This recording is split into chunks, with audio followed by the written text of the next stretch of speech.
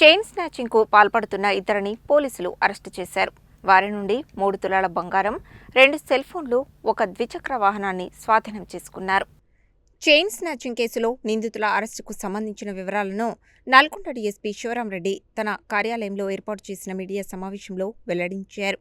ఆయన తెలిపిన వివరాల ప్రకారం తిప్పర్తి మండలం ఎర్రగడ్డలగూడెం గ్రామంలో చింతల సత్యమ్మ అనే వృద్ధురాలు మర్రి చెట్టు కింద కూర్చుని ఉండగా ఇద్దరు వ్యక్తులు ద్విచక్ర వాహనంపై వచ్చి ఆమె మెడలో ఉన్న బంగారు గొలుసును తెంపుకొని పారిపోయారు.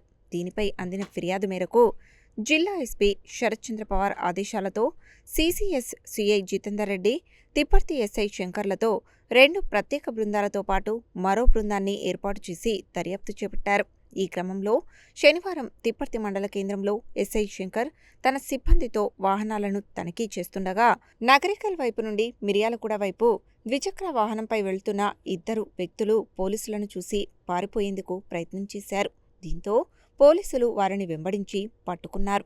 వారిని నగరికల్కు చెందిన బాణాల హరిప్రసాద్తో పాటు మరో మైనర్ బాలుడుగా గుర్తించి వారిని తనిఖీ చేయగా 3 తులాల బంగారం కనిపించింది. బంగారం గురించి ప్రశ్నిస్తే పొంతనలేని సమాధానాలు చెప్పారు. దీంతో వారిని అదుపులోకి తీసుకుని విచారణ చేయగా ఎర్రగడ్డలగూడెంలో చైన్ స్నాచింగ్కు పాల్పడి దానిని విక్రయించేందుకు మిర్యాలగూడకు వెళుతున్నట్లు అంగీకరించారు. దీంతో మైనర్ బాలుడిని జువెనైల్ కోర్టులో, హరిప్రసాద్ను కోర్టులో హాజరుపరిచి రిమాండ్కు తరలించారు. మీడియా సమావేశంలో తిప్పర్తి ఎస్ఐ శంకర్తో పాటు సిసిఎస్ సిబ్బంది ఉన్నారు.